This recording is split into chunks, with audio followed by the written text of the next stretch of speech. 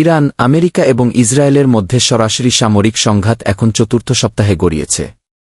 21 March যুক্তরাষ্ট্র ও Israel ইরানের Natanz পারমাণবিক কেন্দ্রে হামলা চালিয়েছে।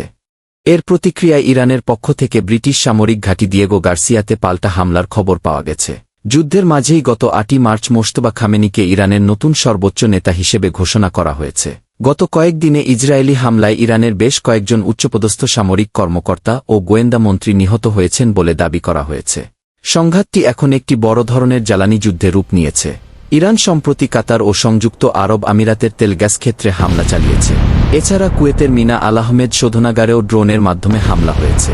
এর ফলে বিশ্ববাজারে জ্বালানি তেলের দাম লাফিয়ে বাড়ছে।